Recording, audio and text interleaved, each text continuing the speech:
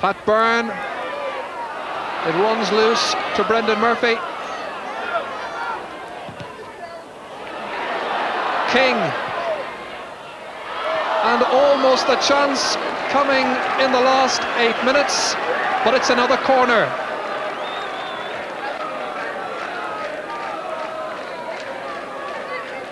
So Alan O'Neill has to face the consequences of this latest corner for Shamrock Rovers. Dunning gets it clear, but they're still not out of danger. Byrne, with Steedman staying onside. Neville Steedman, wide towards Terry Evanston. Jacko McDonough, if he can feed Jacko McDonough. Here's Cullen. Byrne. And Dunning keeping a cool head in there. And it eventually goes off John Cullen for another Rovers throw. So Rovers looking the strongest now at this stage. Steedman, and going through two defenders without too much difficulty. Keith Dignan, however, is the last line of defence for the students.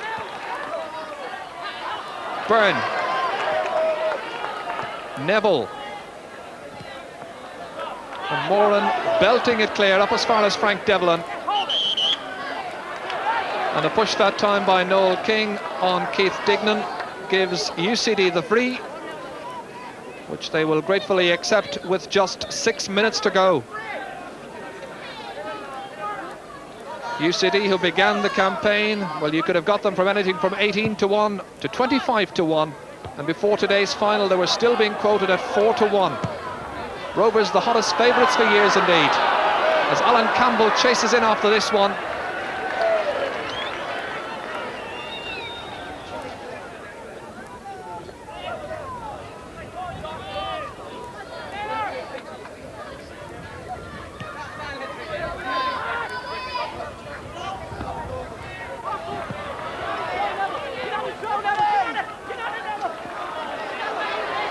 Neville Steedman anxious to take the throw quickly while UCD were unsettled. Here's Mick Neville. Delaying for just a moment, Noel King telling him to hurry it along. Flighted in towards Liam Buckley's head. Jacko McDonough was in there, but it's Dunning who gets it clear for Joe Hanrahan. It's 1 against 1, Hanrahan and Dermot Keeley. Racing back there as well is John Cody, but Hanrahan with Brendan Murphy in the penalty area, and it's Cody who gets it clear. A vital clearance that. Robbie Lawler headed clear by Jacko McDonough for Liam Buckley. Noel King then, as Rovers go on the counter burst, and Terry Evanston is beaten with a very firm tackle by Robbie Lawler. The game hotting up then in the last couple of minutes, but there are only 5 to go. And the free against UCD for that foul on Terry Evanston. Dangerous position and a dangerous time as well. Jacko McDonough has come up from a back position, and Rovers have 7 players in the penalty area as Pat Byrne faces up to it, as it's knocked wide across and headed clear by Martin Moran. Gaffney towing it up as far as Joe Hanrahan. Cullen wide, intended for Brendan Murphy. Here's Cody instead for Shamrock Rovers. King, and Evanston is free. Aiming it towards Liam Buckley's head. It comes down to Liam Buckley, but Gaffney gets it wide, but straight back to Evanston.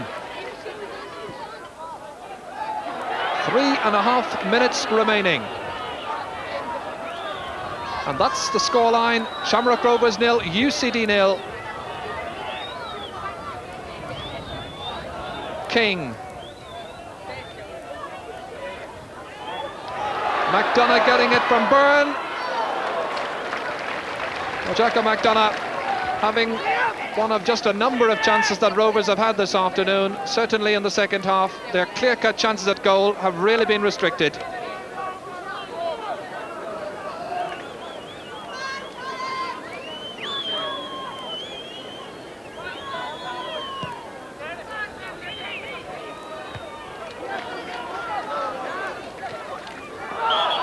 Handball that time against McNeville. Racing back into that back four. Devlin. We haven't seen much of Frank Devlin in this game. Brendan Murphy.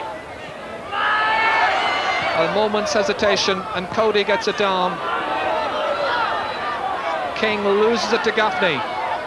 McDonough. It comes for Cullen.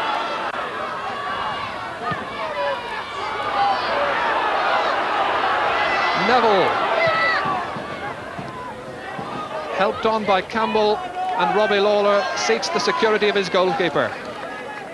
2 minutes remaining.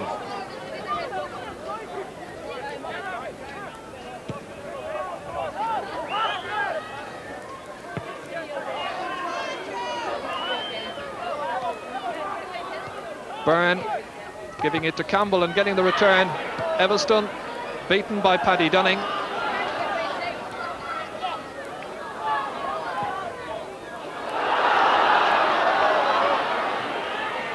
Campbell for Buckley, and he just couldn't quite connect. Well, that would certainly have been a match-winning goal, surely, with little time to reply as the ball came over from the left-hand side. Campbell was the one who supplied the cross, a low dipping cross, viciously hit across the area, and Buckley just couldn't make proper connection.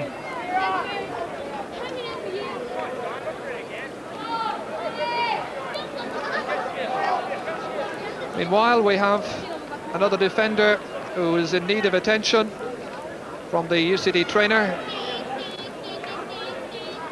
And referee John Carpenter will be adding on the seconds.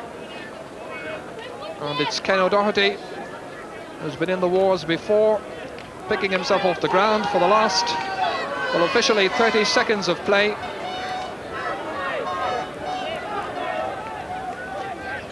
And it's interesting that Robbie Lawler has taken over the goal-kicking responsibilities, leaving Alan O'Neill free. And that's the reason why.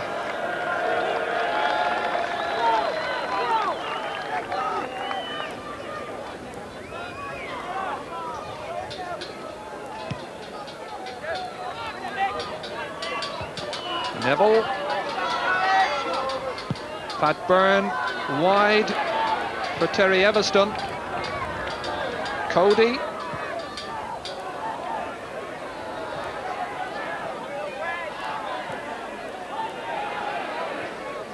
And we're into time added on for injuries. And just a couple of those.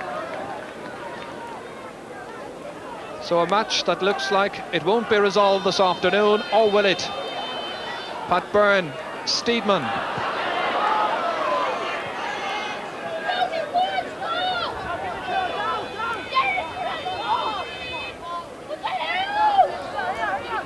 Dermot Keeley. Neville is making the run down that right-hand side, but it comes loose to Keith Dignan. And right now there are 8-9 UCD players behind the ball, and in the end they both live to fight another day. Referee John Carpenter, this was meant to have been his last big match, but of course there's the replay to come. That will be on Friday at Tolka Park with a kick-off at 8 o'clock. And it leaves us with a final score of Shamrock Rovers 0, UCD 0. So the players then head away at the end of what was a modest and moderate cup final, and in the end I feel a very fair result. So the officials, then the referee and of course two linesmen from Cork head away in towards the dressing rooms. The crowd, they'll head for home. The Rovers supporters, of course, in the majority, obviously disappointed by the performance, but then it was a team performance by UCD where Rovers were simply closed down. And of course the replay to come on Friday, when Rovers will still be looking for the second big prize of the year and an opportunity to win the double for the fourth time in Shamrock Rovers history. The double indeed has been achieved 8 times in all, and the legions of Rovers supporters heading away now have a couple of days, 5 days in fact, to muse over the possibilities for the replay. Certainly there was a breeze which affected the balance of the play at times. The passing was a little slack and inaccurate. Not that many clear-cut chances by two teams who really, well, they belted into one another, literally, and it was hard, physical, but by no means a dirty game. In fact, played with a certain amount of style at times, but overall not a cup final that will be remembered for the very best reasons. The crowd, I would think, in the region of maybe 12,000, and heading away now from the exits. The pitch here indeed stood up quite well. On the terraces the fans can relax, and thankfully it was a game where there was absolutely no trouble whatsoever on the terraces. But then again, perhaps understandable insofar as one team had, I'm sure, the bulk of the support here. And as we were saying at half-time, Rovers, when they're playing in top gear, when they're in their championship winning best, well, they really bring the colour and the spectacle back into Irish football. There was a fair sprinkling of support here from UCD, and of course they were hoping to go one better this afternoon than their rugby counterparts who were playing in the Leinster Senior Cup final yesterday, and in the event were well beaten by Wanderers.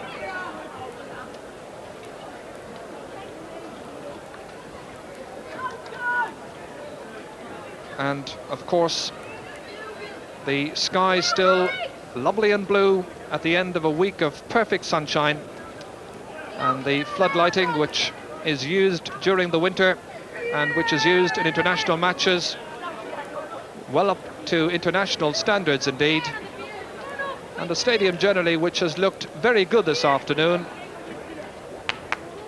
And there were so many counter attractions, of course, not least the fact that people would be tempted to head away to the seaside on a glorious sunny day like this. But still, for all that, the fans did turn up. Sadly, they hadn't an awful lot to cheer about, but perhaps that will be remedied in the replay. The tighter confines of Tolka Park, one wonders whether that will affect the balance of play at all. Indeed, there were people talking before this match giving UCD absolutely no chance whatsoever. We see some UCD supporters here, and people were talking about a record margin, winning margin.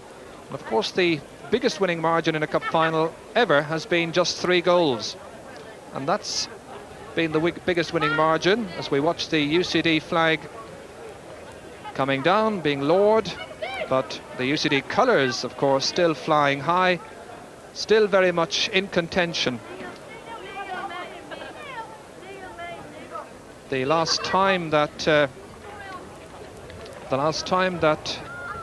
there were 3 goals between teams in a cup final was in 1972, when Cork Hibernians beat Waterford by 3-0. So there's the scene then. And before we leave you, a reminder that in Sports Scene tonight on RT2 you can see the highlights of the National Football League final between Kerry and Galway, and of course the cup final here at Dalymount itself. That's on RT2 at the earlier time of 10:20.